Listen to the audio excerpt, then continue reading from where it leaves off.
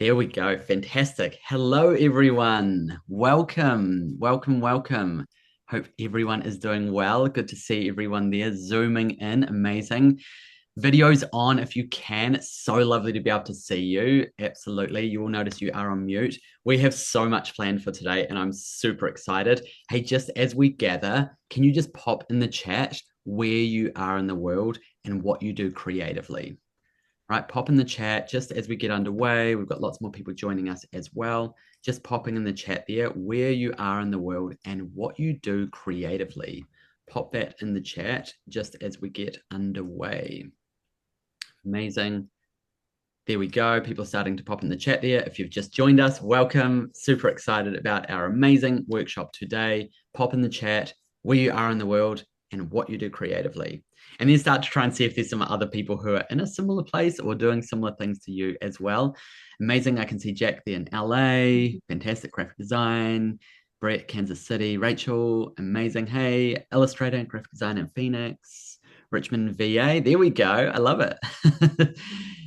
Kentucky, graphic design, Spain, awesome, Irene, welcome, Florida, photography, Austin, Texas, Colorado, graphic design and fine art, Oregon, and an author so far. There we go. Illustrator, surface designers, logo design, fine artists, graphic designers, illustration. I love this. This is so awesome. Welcome, everyone. So great to have everyone here. We have so much planned for today, so I'm going to get right to it.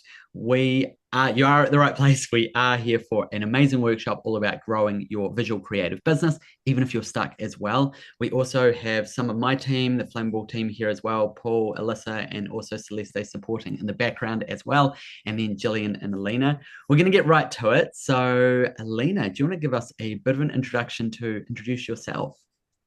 Yeah, thank you. Hi, everyone. My name is Alina.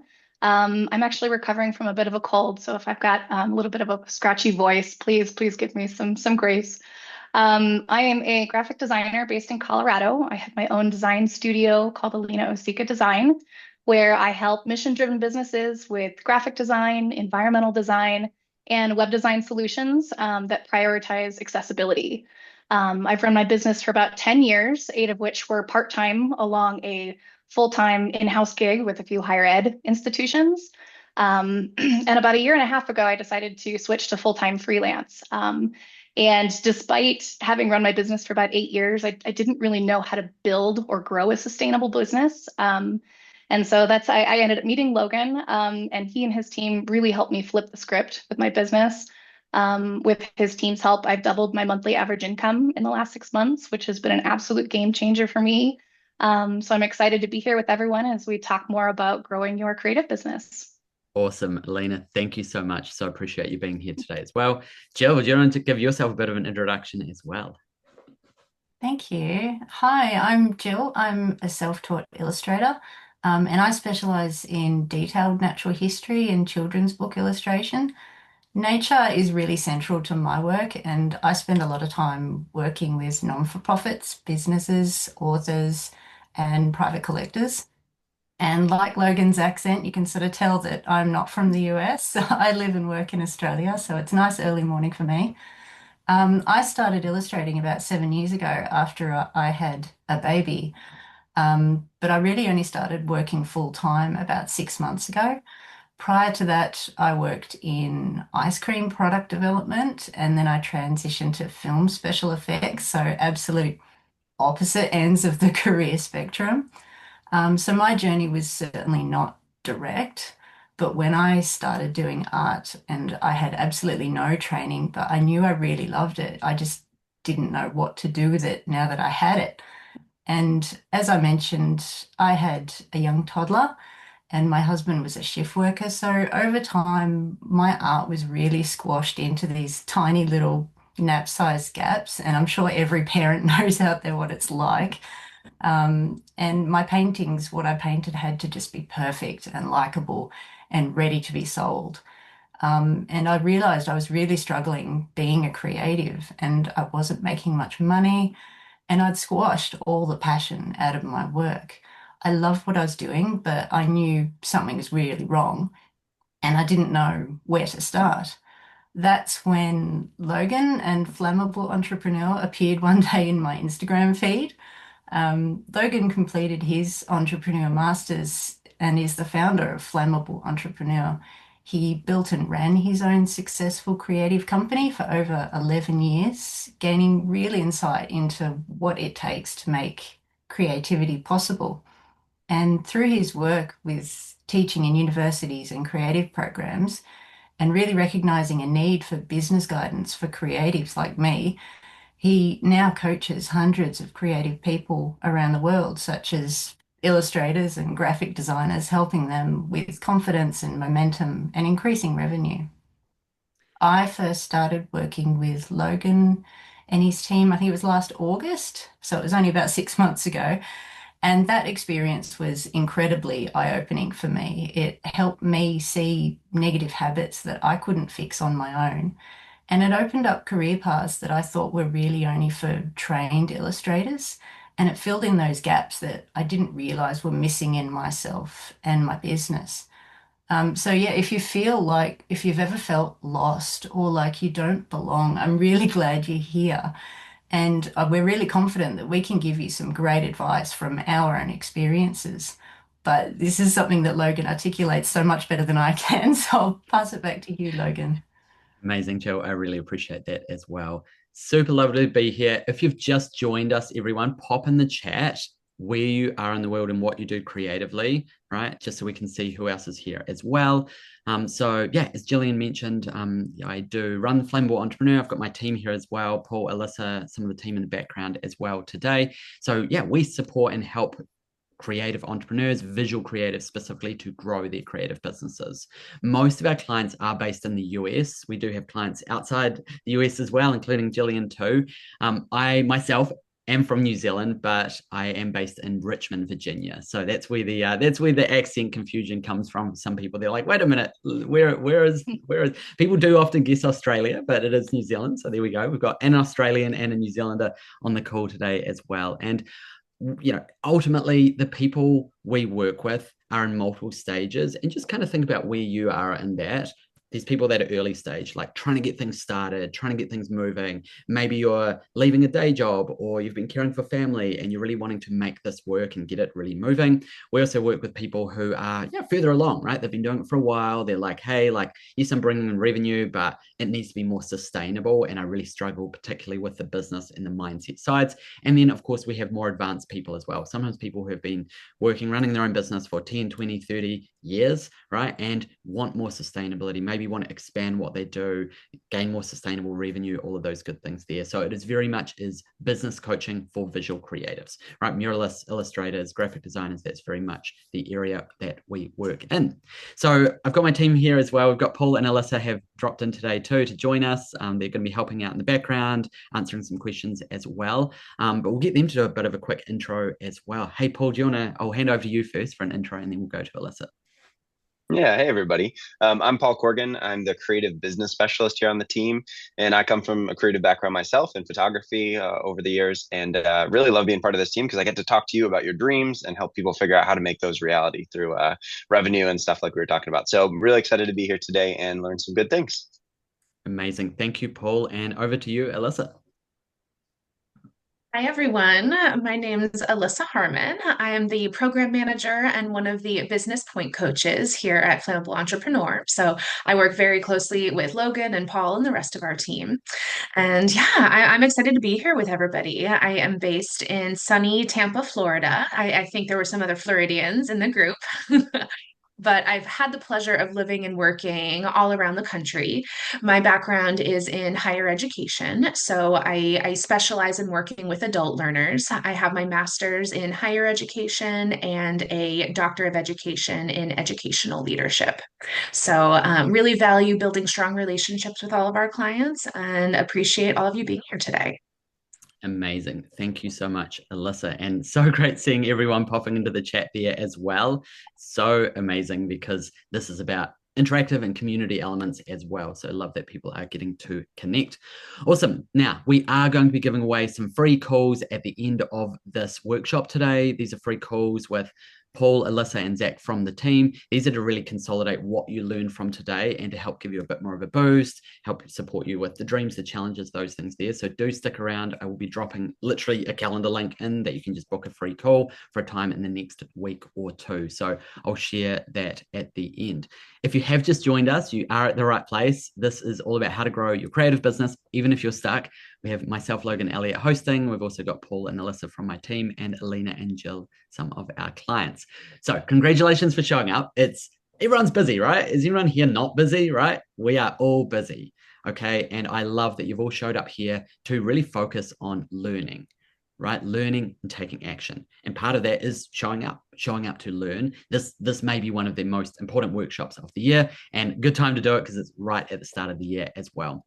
Also, we love interaction. It's really important you lean in, have your video on if you can, be engaging in the chat. And to encourage that, we are doing a $100 giveaway, right? So 100 USD, we're just going to be sending that across to the most interactive person on today's call. You've got to have your video on and just be interacting in the chat. Just get involved, keep it genuine. And honestly, this is just a fun way to get everyone leaning in and learning the most from that. Celeste from the team will pick someone and message me towards the end. So stick around for that as well. And then we'll be sending that across. So yeah, we have a bit of fun with that as well. And it means the chat does keep pretty full, which we love as well. So there we go. Okay, let's dive in. So today's workshop, it's actually for a wide range of people, right? So if you are an illustrator, graphic designer, a muralist, someone in the creative space, other people as well, photographers, we primarily work with people that are very much illustrators, graphic designers, muralists, but we occasionally work with people outside that as well. And ultimately, if you're starting out, trying to get moving, great, this is for you. If you're already doing it, but you want more growth and support and you're trying to get the balance, great. If you've been doing this forever, fantastic. You're at the right place. You will learn something today. What we want to do in today's workshop is really to help you get more clarity around how to grow no matter what stage that you're in. Now, there is unfortunately more to growing a business than just being great at the craft, right? It's the truth of it, right? Like being a great craftsman, being amazing at your creative outlet, it's a fantastic thing. Unfortunately, it's not enough to grow a long-term sustainable business. And to some extent, I kind of wish it was, right? If you create great stuff, then you should be able to build a sustainable business. But the truth is there's these other pieces as well. There's the mindset side and there's the business side, right? And they don't tend to come as naturally, right? That can be pretty frustrating. Often, if you did go to design or art school, you probably can get taught this stuff either, right? That's often something that is missed. If you're self-taught, then yeah, these are things that you wouldn't have figured out often either. So mindset is a big part of that. Many people get stuck in the trap of really believing that they just have to be better at the craft to get the results they want to get.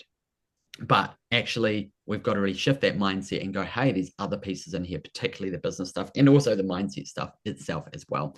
So we're going to be going through some of the really classic stuff that comes up along the way and really help you to see what you can also do about it as well. As we go along, we are going to have the team, so Alina and Gillian, are going to be sharing a bit from their experiences along the way as well. It's so good that they're here with us today because, yes, I can teach this stuff, my team can teach this stuff as well, but also it's really great to be able to see the real life stuff in action, the challenges, the different pieces they go through, because they're in the middle of this all right now of growing their creative business, experiencing the things that we are talking about. So really appreciate having them here today. Okay. We're going to talk about the perfectionism trap first, right? Raise your hand if you're a perfectionist, right? Yeah, I think everyone needs to raise their hands. I think most people tend to have some level of perfectionism, right? And particularly when it comes to our own creativity, our own art, our own designs, like, yeah, we are like, hey, like I want to get things right? I'm putting my work, I'm putting my heart, my ideas, my designs out there into the world. So they've got to be like absolutely perfect. And there's a real balance to be made here. There is so much incredible creative work out there that nobody will ever see due to this perfectionism. Right? There is so much work out there, so many ideas, so much creativity that really gets held back because, well, if it's not perfect, I don't want anyone to see it. The reality is that you will need to put your work out there to actually get feedback, right? To see what people actually like and to actually improve. right? That's part of that creative process, as we know, but it's also the process of growing a business as well. That can be incredibly scary, but it's really, really important. Now, one thing I will say is you can always hide it later, right? So whether it's putting in your portfolio, putting on your Instagram, putting it on your website, and then in a year's time, you might be like, well, actually, that work is not what I want to have out there anymore. That's fine. You can remove it, you can hide it. Like people archive stuff on Instagram as well, right? But generally, as a rule of thumb, you're much better to put it out there.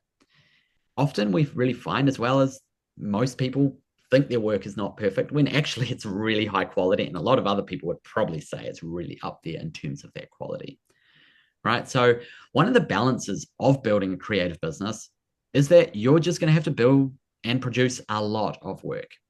And you're going to need to find that balance between the time that you put into something and what you can physically charge. Right? Because, yeah, you might be like, okay, great, I can just put hours and hours and hours into this thing. But then when you start actually selling it, you might find that you just can't build a sustainable business. At the same time, you don't want to be putting rubbish out there into the world. You don't want to put trash out into the world either. And there's often a line between the two. So this is a really interesting thing. And it's a big mindset piece that a lot of people get stuck on. Yeah, ultimately, perfectionism is an internal distraction, right? It can really slow you down from growing your business, putting your work out there, building the business you want to build because you're not quite ready yet. Right. And often what we see again and again is that people are way more ready to grow their business, start their business, grow their business, take the next step than they ever believe. It's something that myself, Paul, Alyssa, Zach, the team see a lot of, is really noticing that these are the sorts of things that get in the way and hold people back. Really, really important to notice this. Jill, I'd love to hear some of your thoughts, experiences around this pieces of the puzzle as well. Yeah, thank you. Perfectionism is an absolute beast for me. My perfectionism or my type of perfectionism didn't come from high standards. It actually came from the opposite. It grew out of low confidence and a feeling that because I hadn't had any training as an illustrator, to really believe that I was a professional artist. So perfectionism in my work was really sneaky and it sort of showed up as over preparing or over explaining before I'd even get a lot of work done. I'd spent so much time refining my work, not because it needed it, but because I was worried about being exposed as someone who just didn't belong. So I avoided pricing and I avoided speaking about my work and I just waited for clients to come to me. My biggest career goal is working with a publisher in children's books, but I'd never sent out my portfolio. And because I'm naturally a shy person, I don't go to book launches. And I told myself, why would I? I didn't go to university and they would just see me as an amateur. So I really used perfectionism as an armor to avoid being judged. So working with Alyssa and Logan and really being honest with myself, I realized that my perfectionism had come from fear. And they encouraged me with strategies to work through these thoughts and to really start small. And understanding my pattern of perfectionism really helped me realize why I was or wasn't doing things. And I taught myself to be careful so I'd feel safe. But I think the biggest epiphany in my coaching was one of my coaches asked, "Okay, so are you sending your portfolio to publishers?" And I just thought, absolutely not. Why would I ever do that? And they just simply asked, "Why is that?" And it completely stopped me in my tracks. I just thought, I don't know, I can't answer that. But now I know why. It was because perfectionism had held me back from my biggest goal. And it was sort of from that day that I started researching and sending my work to different publishers and making sure I'm posting with intention. You know, with the little hashtag kidlit art, I'm telling people that I want to illustrate books and I'm ready. And it was a little while after that that the children's book publisher from Thames and Hudson contacted me saying that she loves my work and wants to know all about me and if I could send her my portfolio for upcoming projects. And it was because I'd worked with Logan and his team, I was ready to go. I had a great portfolio and a website and pricing, and I had the added confidence to say, yeah, I'm a professional illustrator and I'd love to work with you. So I'd really just proven myself wrong. It's so powerful hearing this. Like, I think I'm sure there's other people here that really relate to this as well. Like, there's so many different versions of how things like perfectionism can come up. And there's so many different ways it can also hold you back as well. And, I just love Jill being able to share these things, because there's other people here that will just be like, okay, that's actually where I'm at as well. Or there's kind of a piece of that I relate to within that as well. Awesome. I love that. We're going to keep rolling on through. What I am going to do, though, is we're going to post our Instagram here. Alina and Gillian are going to pop their Instagram in the chat. I would love you to get connected with them. Celeste from my team is going to post the Flamboyant Entrepreneur Instagram. I know we're connected with a whole bunch of people here already. Love to make sure that we're connected there as well. So just take a look through the chat there. If you scroll up, you'll be able to see the links. Go click them. Make sure you've got them open. Go check out Gillian and Alina's work, and also our work at Flamboyant as well. And then once you've done that, go and get your own Instagram and pop it in the chat, right? Make sure it's a URL, right? So just like we've done there, don't put the @ in. We want it to be a clickable link, because I want to build a bit more community here and get people here surrounding themselves with other amazing creatives too. So this is just an opportunity, build some community, get a few new followers, get some connections, see what other people are up to, get inspired, support each other more as well. I love it. Everyone's getting the assignment, popping their links into the chat. So Instagram links into the chat there, and then go through, and you probably won't be able to click every single link because there's going to be a lot there, but go through and at least follow and connect with some people, see what people are up to there as well. Amazing, everyone. Thank you. Feel free to keep adding them into the chat. We're going to talk about comparison next, and how comparison can really kill opportunities and kill growth in a business. Now, I'm sure most people you follow on Instagram are actually other creatives, right? We're doing about a bunch of connection right now, right? We're like, okay, great. We want to get more people connecting. And that tends to be how it works, right? Is that many of your followers and many people you're following will be other creatives. So naturally, we compare ourselves, right? When we look at other people's work, we go, is that better, the same, or worse than my work? Right? It's just a natural human instinct. It's something that we all do very naturally. It's not always conscious either, right? We might be like, no, I don't do that. I don't compare myself. But like subconsciously, unconsciously, you're really doing that, right? And you're going, okay, like you're kind of ranking yourself. And it's something that can really hold you back, because we're actually our own worst critics, right? So you'll see the flaws in your own work that other people just don't see. And once again, it's connected that perfectionism piece as well, but really understanding that this is something that really can get in the way of moving forward anyway, taking those next steps. Oh, well, I'm not ready because this person is way ahead of me, right? This person who's successful, like I'm light years from them, or I'm never going to be as good as them, or I don't have the education or the background or the studies or the quality of the work, right? There's lots of reasons that can come up. Right. So that comparison can really slow you down. And I kind of mentioned this before, but we just see this all the time, that people often think they're not good enough or they're not ready yet. And that can really hold them back, when actually we look at their work and we go, actually, it's good enough. Is it perfect? Well, I'll argue that nobody's work is actually perfect. Right. But it doesn't need to be perfect. Is it good enough? Is it good enough to deliver quality? Is it good enough to be able to sell your work, to be able to sell your services? Probably, right? And I'm not talking about the other stuff you've got to put in line, like, the mindset stuff we're talking about, the business stuff. I'm just talking about the level of quality of your work. Is it good enough? Comparison really holds people back. Now, a really important thing here to recognize is to start to go, okay, what is actually holding me back? Right? Like, what is the thing in your way right now? It's 2026. We're here in January. Like, what is the thing in your way that's going to stop you from growing this business, starting this business, taking those next steps, doubling your revenue, right? And honestly, pretty much for 99% of people here, it's probably not the creative work. It's probably not the quality. It's that other stuff we're talking about. It's the business stuff. It's the marketing stuff. It's the finance stuff. And yes, the mindset stuff that goes along with that. Part of this here, it's also, we all hear kind of that idea of like keeping in your own lane. It's so important. It's so important. As I said, naturally, we're going to be comparing ourselves. And I'm not saying don't be inspired and don't see what other people are up to. Like, that's part of it. Yes, you want to understand those pieces, but don't let it hold you back, and watch out for those voices that say, oh, yeah, you're not good enough. Back off, right? It's not time. You've got to sometimes keep in your own lane and go, I'm on this journey. This is my own journey here as well. I've got things I've got to break through and work through, and mindsets and blocks and fears and challenges and that marketing stuff and that business stuff I need to figure out.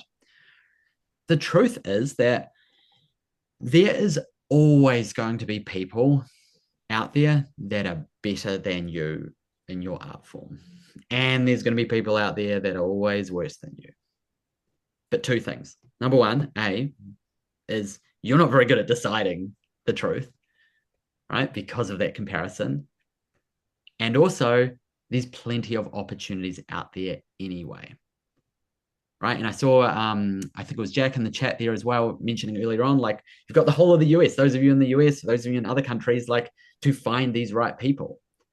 Right. So there's a ton of opportunities out there. And I know when you're surrounded by lots of creatives on Instagram, you're probably like, it's a completely saturated market. There is so many opportunities out there for visual creatives, and they just continue to grow. Right? We see this again and again and again, is that the opportunities continue to grow because there is more and more demand. And yes, it shows up in lots of different ways, and you've got to really figure out where that demand is and how to connect with those people and how to find those things, but it is absolutely there. So understanding that there's actually plenty of room for lots of people to do stuff. And yes, some of them will be worse, some of them would be better than you. And that's actually okay. Now, I won't take anything away from this idea of ongoing creative learning and creative growth, right? That's a journey. That's an ongoing journey. It'll be your life's journey to keep improving your craft and your creative skills. Absolutely. That's a natural, normal thing that you should keep doing. What I'm really sharing is it's not the thing that's getting in the way of really moving things forward in 2026, right? It's not the thing that's getting in the way. It's the marketing stuff, the business stuff, the mindset stuff. Right. And this is just from us doing this for very long. We've seen this again and again. We get to chat and work with so many people. So we get to see these things in action. We get to delve really deep into it and support people to have those breakthroughs as well. Love it. Alina, would love to hear, some of your thoughts, experiences around this one here as well, around the comparison.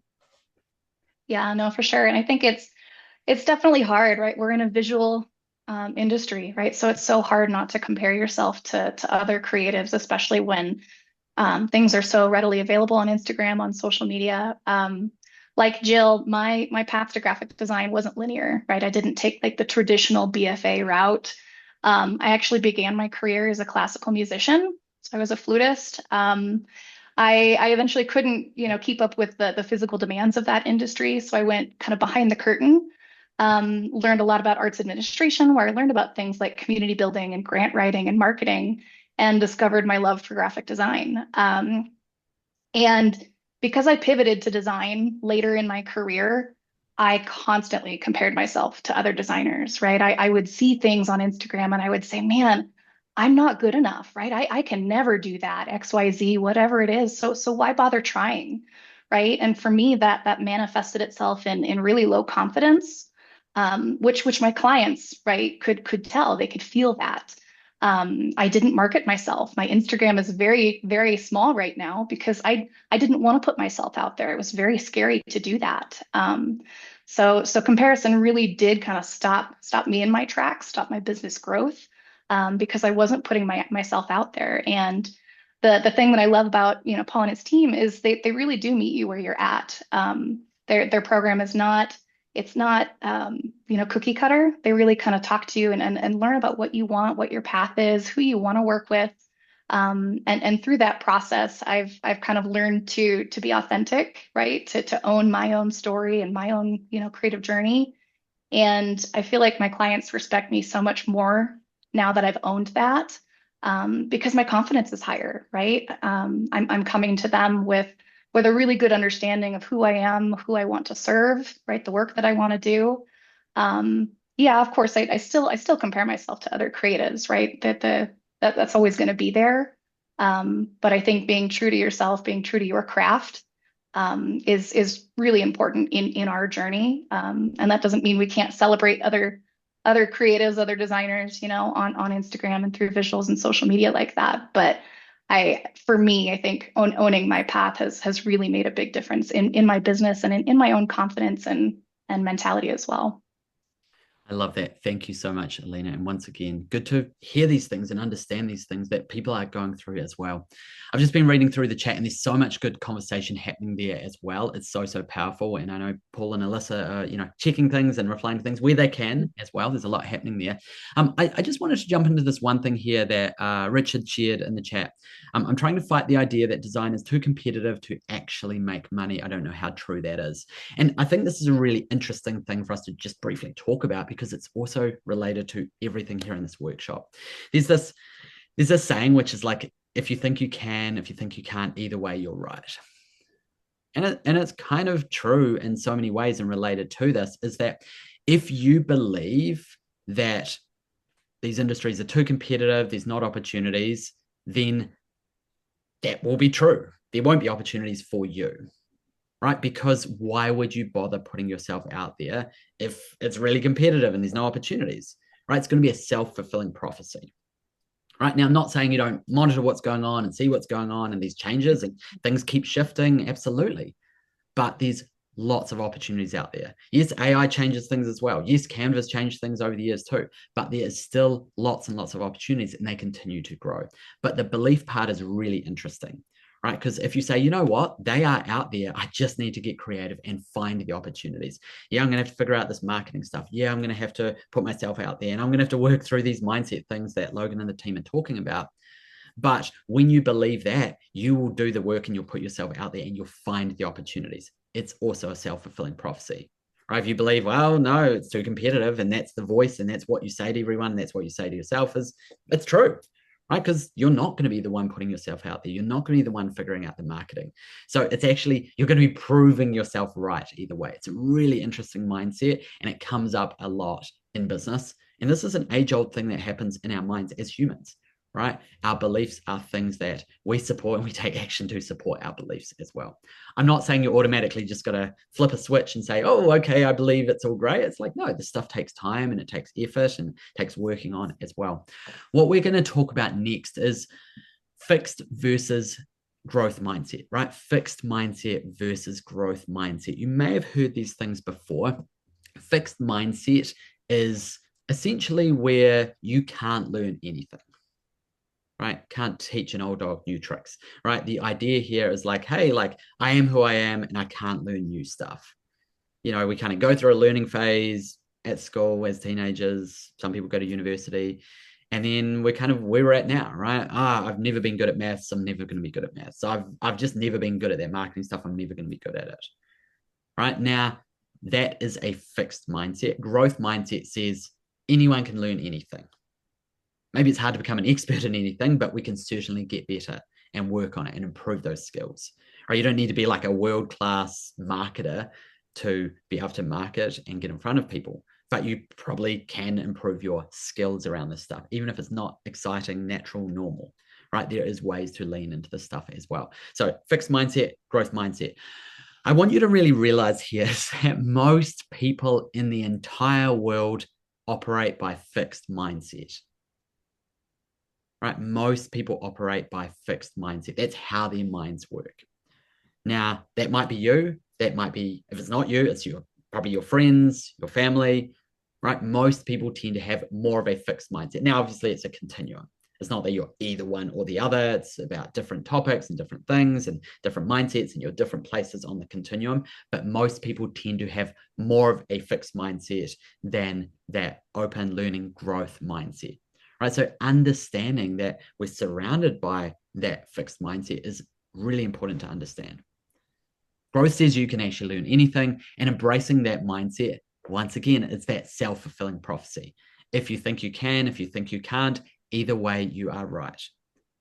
Okay, so it comes to that when you're looking at learning skills and upgrading things, and you might be like, hey, like, yeah, I think I'm actually pretty good at the creative side, the craft that Logan's talking about, but that marketing stuff, the mindset stuff, yuck, sales, right? Like, I can't figure that stuff out. I can't learn that stuff. And it's like, yeah, with that belief, that will be true. You can't.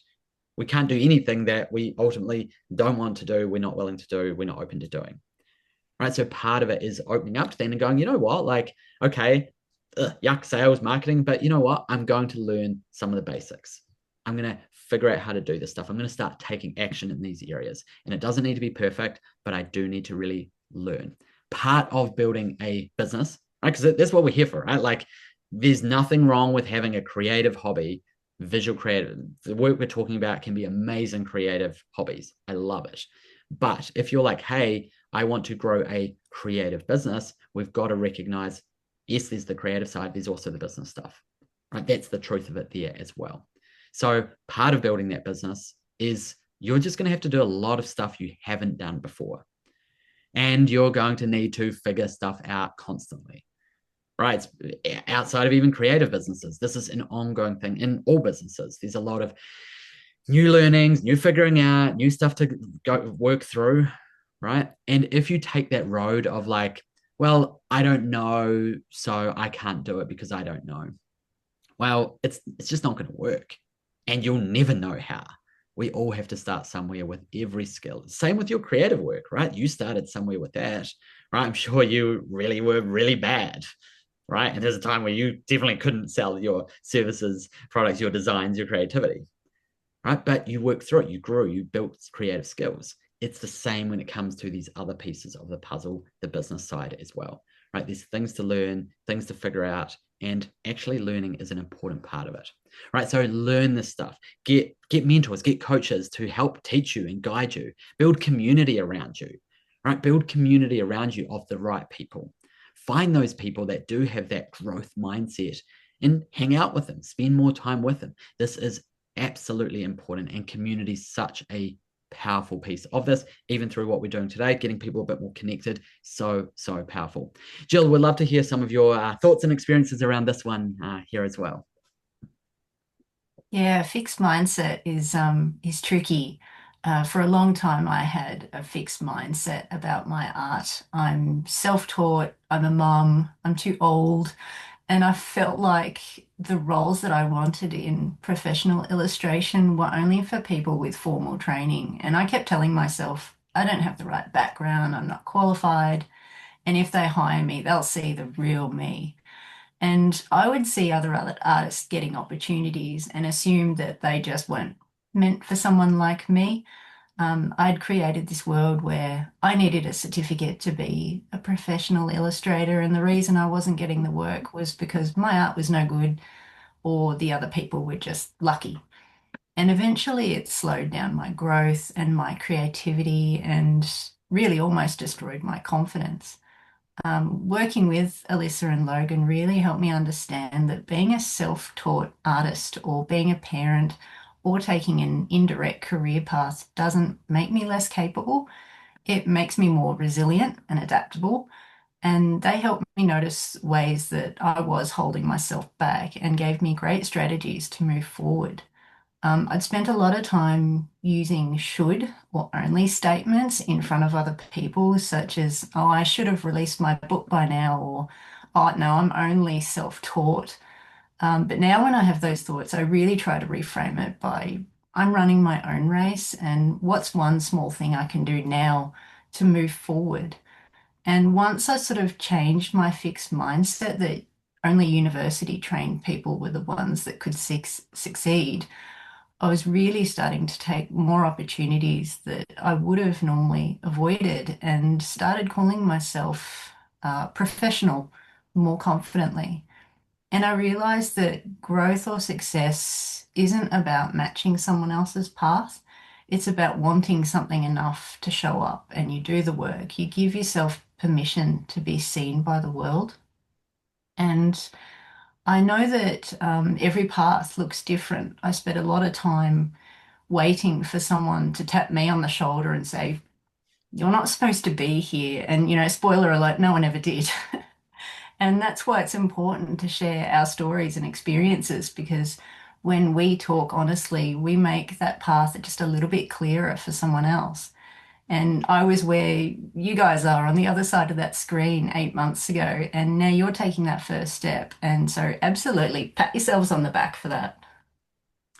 I love this. I think, there's so much there, which is just like us as like natural human beings protecting ourselves, right? Like that is what our minds do when it comes to this stuff, is like, fixed mindset is kind of like safer and easier in the short term, right? Because we don't have to put ourselves out there, and we don't have to have that fear that Jill was talking about of like someone tapping you on the shoulder and being like, you're in the wrong room, like get out of here, right? And that's the fear, is like that we're going to get kicked out, right? We're going to get like acknowledged as like you're a fraud, right? And I want to sort of roll this into talking about imposter syndrome, because imposter syndrome is something that I'm sure absolutely everyone here on some level has either experienced it or still experiences imposter syndrome. Raise your hand if you've felt it, or feel it right now, right? Like this is a really common thing. Absolutely, people in the video, I can see you all there. It's like, yeah, it's common, right? And I think part of this is actually realizing that, like, oh wow, it's common, and there's other people that feel this as well, and I'm not just the only one with these ideas in my mind or these voices in my head as well. And I think ultimately that imposter syndrome, it comes from different places, from different people for sure, but it does tend to come down to that comparison and that desire perfection that we talked about earlier, right? And a reminder that actually this often comes from you not thinking you're very good, right? Like, as in not thinking you're very good at your creative work. I'm not maybe good enough. And I'm sure there's people here as well who are like, no, actually, I am good, right? And yeah, you're probably just further along this journey as well. And that's awesome. I love that. It's going to come back, right? There will be a time, and maybe it's next year, maybe it's in 5 years, maybe it's in 10 years, where you're like, maybe I'm no longer that good anymore, right? Things have moved on, technology's moved on, those things there. And it's really important to understand that often, as I said earlier, it's not the creative stuff, it's the business stuff that's getting in your way, right? Like actually going, hey, like the reason that maybe things are not moving forward how you want to, it's very unlikely it's the creative work, right? So understanding that, that imposter syndrome can really get in the way. Sometimes people confuse being a beginner with being a being a beginner in business with being a beginner in their creative craft, right? We need to understand these are very different things, right? Like just because you're a beginner in your business, you may be early stage, you're trying to get things moving, it doesn't mean that you're a beginner in your creative craft. You may have a whole bunch of experience behind you. Maybe that is from a job, maybe that's from your own creative work, your self-taught, or your studies, right? But these are actually two different things, and we need to make sure we don't get them confused. So often people will be like, oh, they feel like they're an imposter because they're early stage in business, and maybe they're not quite ready to charge the higher rates or to work with these sorts of clients, when it's like their work's already there, right? Yes, they need to brush up on things and make sure that they get professional proposals together and all those things, but like in terms of their actual work, they're there, right? So sometimes the imposter can come from that piece there. And I think part of this comes from the fact that you get the creative stuff, right? Therefore you feel safe with it. And often we see people lean into that creative side instead, right? They feel that they're a bit of an imposter. Okay, cool. I need to like do more, learn more on the creative side, right? Like we hear this. We hear people say like, oh, I just need to perfect my portfolio for the next 6 months, the next 2 years, the next 5 years, the rest of my life, right? Whereas most people don't need to. They've got enough already. And actually, they need to lean into the business stuff, the marketing stuff, that hard stuff, the sales stuff. Look, right? That's the stuff that they need to lean into. The imposter syndrome pushes people to do more creative work and create more and work on the craft, whereas actually it needs to be pushing people to work on this other stuff there, right? The business side as well. It's really, really interesting. And there's a lot to this stuff as well. And, ultimately, yeah, we know that these are blocks that some people know them very clearly. Other people, most people, a lot of this stuff is quite unconscious, right? And they're digging into it. I love what Gillian said earlier around like, oh, I got asked why is this? Oh, I didn't actually have a good answer. Then we had to dig into that. Alina shared things like this along the way too, of going like, hey, like there was things you had to dig into and mindsets that had to shift along the way as well. So I think imposter syndrome is something that can be a big blocker for many people. It's super normal, but really starting to recognize where's it coming from and going, you know what, I'm going to take action anyway, because I don't think anyone's going to tap you on the shoulder, but you may feel like they probably will. You're like, no, someone's definitely going to tap me on the shoulder and be like, well, get out of here, right? It's very unlikely, especially if you do focus on growth and learning and figuring out actually what's in your way of showing up in the right way, showing up professionally, and getting in front of those right people there as well. Alina, would love to hear some of your thoughts, experiences around this one here as well. Yeah, thank you. I think imposter syndrome is certainly something that shows up for a lot of creatives, right? A lot of folks in this room. It's showing up for me right now, you know. And imposter syndrome can be really scary, right? It can hold you back from a lot of great opportunities because your confidence is low, or right, you think you don't belong in that room, belong in that seat. For a long time, kind of early on in my creative career, right, imposter syndrome was my shadow, right? It was behind me all the time, and it really did kind of pull me back, right?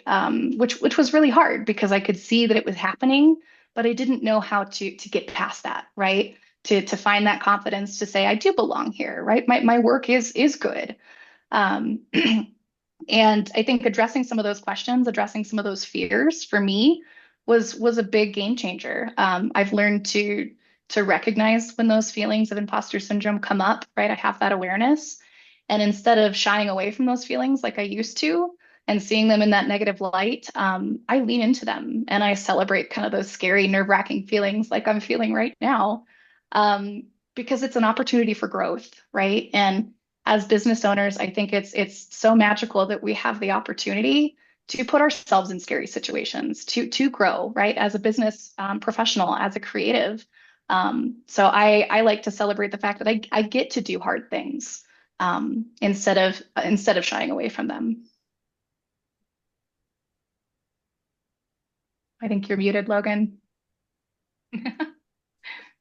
There you Here go. we go. I am back. So, I think this is so interesting because like ultimately these things come up for so many people in so many different ways and just can hold you back. Right? Like, it's true that part of it is trying stuff, getting out there. And like what Alina's talking about here is like getting out of the comfort zone. Now you don't need to dive straight out there into the crazy dark ocean. It's going, hey, like dip your foot in, right? Getting out of that comfort zone. Because if you are being challenged and you're growing and you're feeling that fear, it also means that you're challenging yourself and you are just going to grow, right? It is the way to grow, right? Our comfort zone is a small circle. And when we step outside of it a little bit, it just grows a little bit. And it grows a little bit more every time you do that. So important. And once again, these are things you have to do to grow a creative business. You don't need to jump into the dark ocean, but you probably need to dip your foot in, start taking those uncomfortable actions as well. And ideally surrounding yourself with mentors, coaches, and community as you do these things as well. So powerful.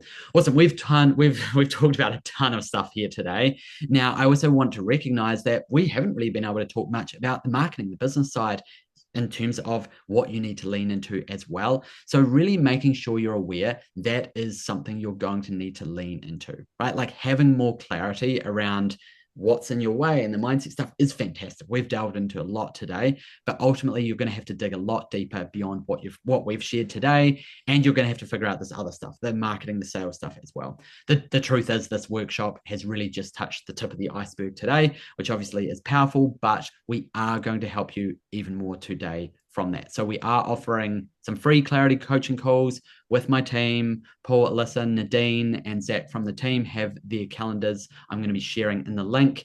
It is a link that'll just take you to automatically. You'll get round robin link to one of them. It's a free call. It will happen in the next 2 weeks. What I'm going to be doing is dropping it into the chat, dropping that link in, and there is limited spots, so make sure you snap one of those up. This is a really great way to really process some of what you've learned today, dig a bit deeper, and also figure out what's holding you back and figure out a strategy from here as well, right? And if you do want to hear more about how we can support what that could look like around actual coaching, like Alina and Gillian have been through as well, you can mention that to the team as well, and they can take you through what the next steps look like as well. So I'm going to drop those links in soon, and then we're going to do that $100 giveaway. I don't think anyone's forgotten about that. So for the link, before I put it in, the team are really busy. These are free calls. We really want to honor their time as well. It's amazing that we can do this today. But I've got some caveats, right? I'll be short, I'll be quick, but they are important caveats. Number one is that we want you to be someone who is ready to take action and start getting out of their own way, right? It's 2026. It's time to get moving. It's time to take away those previous stories of what 2025 was and go, this is my year. So we want to make sure if you're going to book one of these free calls, you're someone who's like, I want to grow. I want to learn. I don't want to just gather some information for one day. I will do this. One day I'll grow my business. One day I'll start my business. One day I'll take the next step. We want you to be someone that is coachable. You're open to learning, and you're, wanting to actually implement some of the things that you'll learn on that free call as well. Now, the second thing here is we want you to be open to share ideas. As I said, be coachable, be open about where you're at, even get a little vulnerable, right? Like share what is your big dream, maybe the dreams you haven't even told other people about. And also what's getting in your way. What are the fears? What are the challenges? And really be open to hearing some of the ideas from their vast experience along the way as well.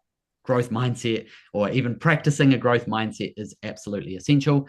Third thing here is turn up, right? Pretty obvious one, like, hey, if you commit to this, you are taking a spot there. Please make sure you're there on time.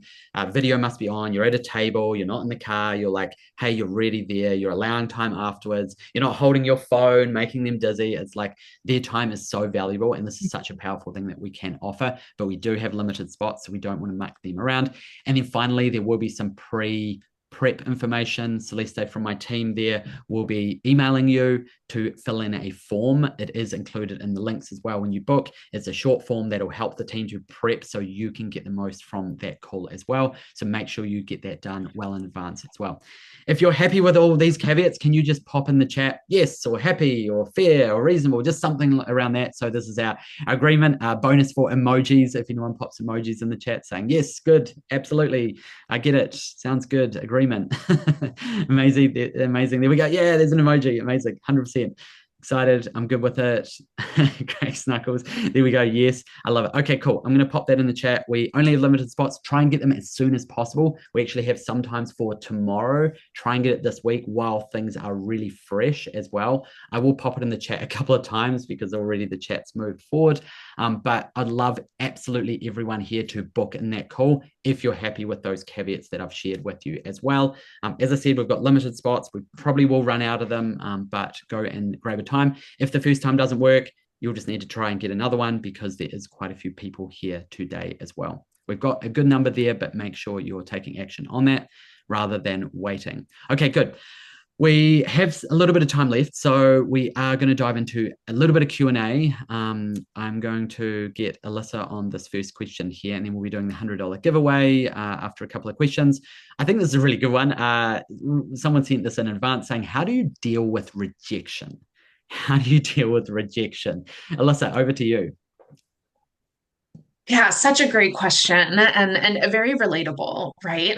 I know that rejection stings. It sucks, right? There's no way to sugarcoat it. So, those rejection feelings are normal and it's really important to process them. Okay. So do what you need to do for this, whether that's going for a walk, venting to a friend, whatever that is, then come back and move on to the next person or opportunity. All right.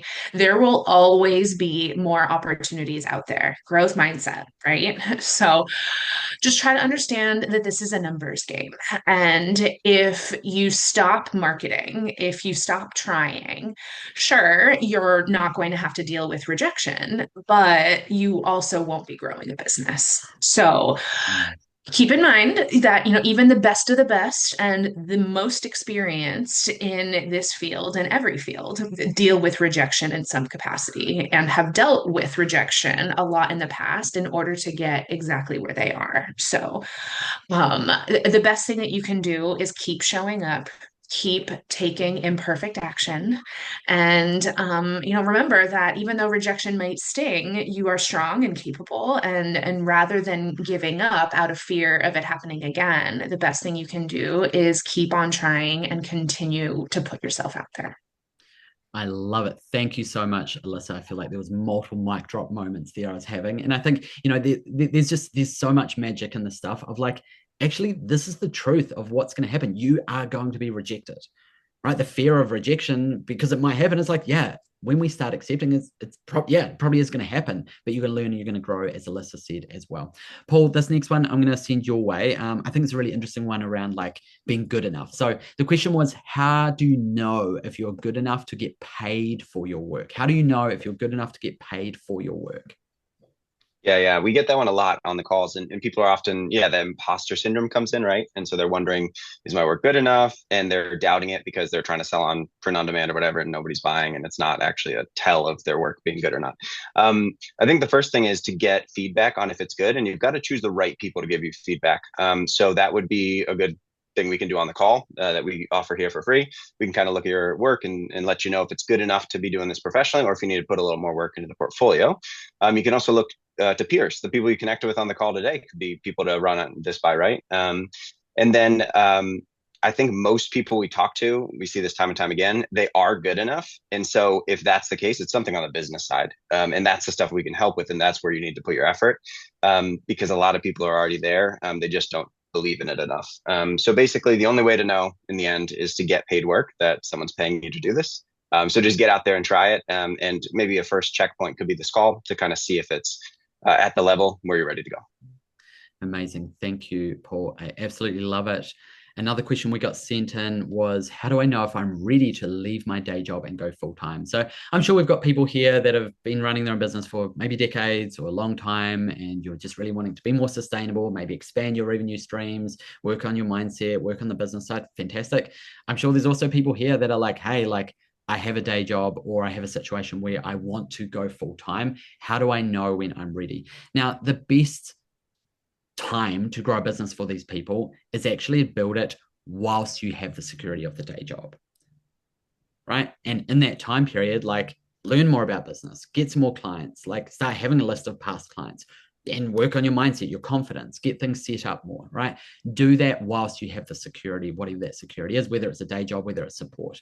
What some people do is they take the leap. And whenever I hear people do this, I'm like, no, that's terrible. That's dangerous. It's hard, right? And ultimately, no, you want to take these little steps rather than the leaps, right? It's like we were talking about earlier when it comes to putting yourself out there and getting into the comfort zone. It's like, don't take the leap into the deep ocean. Like, take the step into the comfort outside of that comfort zone, right? So this is really important to recognize, is that actually you want to do what you can whilst you have that security, whether that's a supportive friend, family, partner, or a day job, right? Is actually start taking those steps, start learning, start figuring out this marketing stuff we're talking about and working on that mindset stuff as well. Look, it's going to be different for everyone. It really depends on people's situation in terms of when they are ready to take that next step and go full time. And people have different financial positions, support, savings, all of those things. Generally, as a rule of thumb, we see that it'll take people 6 to 18 months to leave their day job from when they start working with us. Now, there's a big variation in there. We've seen people do it literally a couple of months in. We've seen people, often take more like a year, right? It tends to average out kind of that 6 to 12 month period. Of course, there's lots of variables in there as well, and they start getting those results quite quickly, but really making sure that you're building it sustainably. We don't like people to take that big leap, take the big risk, right? And we get it. There's a balance when you're trying to run a full-time day job and you're trying to transition out. Yeah, it's a balance, right? And it's a scary balance to make. It's like, okay, you're trying to do multiple things. You might be caring for family. You might have a day job. You might be trying to get your business moving. We get it can be very busy as well. So at the same time, there's times where you have to make the bigger steps than others as well. But ultimately here, it just gives people a bit of an idea of what that tends to look like here. Amazing. Okay, cool. We are coming towards the end of the call, but we haven't done our $100 giveaway. So we are going to be doing that right now as well. So just checking. Thank you, Celeste. So Jack, you were the most interactive there. Jack Balin there. So I've just popped your name in the chat. There you go. Amazing. Well done. You even got a mention there because you had something great in the chat there early on, which is great. Just pop us a message to our Instagram, or you can email us as well through our website. I'll pop our Instagram again there as well, and just send us a DM and we'll send that electronically across, which is all good. We'll get that all sorted. And congrats for being interactive. There's lots of other interactive people here as well. And I just love that everyone was really like leaning in and feeling it and like, really getting involved in the chat there as well, because ultimately, yes, $100 is awesome, but it's really obviously about just leaning in and learning and growing. It's 2026, everyone. It's so weird to say that, isn't it? But it's like, it's here. We are well into the year, and it's time to actually start taking action. Yes, we'll start the new year with new ideas, new opportunities. It's like, okay, like, yes, we have the ideas and the dreams. Let's actually get moving. Let's get taking action as well. I would love, as I said, if you haven't booked that call in yet, I've seen a bunch of people have. That's awesome. I'd love everyone else to make sure you've got that call booked in as well. This is a great opportunity to dig in. Even if you feel like you're not ready or you're not good enough, like, have that chat, have that conversation, and they'll really be able to help you to see where you are at and what are some of those next steps that you can be taking this year as well. There's a ton of opportunities in these spaces here to get moving forward, but there's also those blocks, the mindset stuff, the marketing stuff, things to figure out along the way. I will drop that link in the chat again as well. Absolutely appreciate you all as well. Make sure you've got that link there. Fill it in now because we don't have unlimited spots, unfortunately. I see a bunch have already gone through, and I'll keep an eye on that there. What I would love everyone to do as we start to wrap up is pop a takeaway into the chat. All right, I would love every single person here to pop a takeaway. What have you learned today? What was interesting? What was helpful? Just to help the team all digest, and also to help everyone else here digest what we talked about. Remind everyone of all those interesting things we covered. If there's any actions you've got, you can pop them in the chat as well for that. Yes, those of you that have booked in that call, you will get a automated confirmation email. Check your spam if it's not there, or flick us an email to check. You'll also get a calendar invite. Make sure you click yes so it's on your calendar. Make sure you marked it down. It'll show up in your time zone. Also, do make sure you click that link to fill in the form beforehand, especially those of you that have them for tomorrow, right? We want to make sure we get that filled in so that the team can actually prep for you as well. We will send some follow-up emails about that, so keep an eye out for an email from Celeste too. I'm just having a look through the chat here. So many good things in here. Have growth mindset. Yes. Comparison mindset. I can overcome. Nice, Jack. I love that. Tara sharing. Step outside your comfort zone. Do it. I love it. More clarity, Karen. Nice. Imperfect action is key. Another Karen. I love that. Tina, learning about imposter syndrome to get out of my own way. Yeah, Rob, it's not just me in caps. Absolutely. So powerful. Anna sharing, rejection is awful, but you can deal with it. I think, yeah, that's a big, powerful one there as well. Ellie, imperfect action is key. I'm not the only creative who's experiences imposter syndrome. Rejection leads towards growth there, Christopher. I love that. So many good things being shared here in the chat. So many great takeaways. Keep popping them in the chat here as well. Myself and the team will stick around for a couple of minutes. We will turn our video off, but we will be wrapping up for today in that there. This has been absolutely awesome. I just love how everyone's been really digging in, learning, growing, figuring things out, and actually starting to really question, okay, what are the shifts you need to make, and what are the actions you need to take? What are the things you need to change? What do you really need to lean into to unlock the next layer of success and growth, right? Whether you're early stage and you're wanting to get started, whether you've been doing this for years and you're like, it needs to be more sustainable. I want to be earning 10K plus per month, right? Amazing. Absolutely. So glad you could be here. Make sure you've booked in that call as well so you can help to digest everything. All right, everyone, we'll wrap things up there. Alina, Gillian, I really appreciate you being here as well. I know you've taken time out of your days to share your own journeys and good things there too. So absolutely appreciate you. Awesome. Thanks, Logan. Take care, everyone. Have a lovely rest of your day, and we'll all catch up soon. Ciao. Yeah. Thank See you. you later, everyone.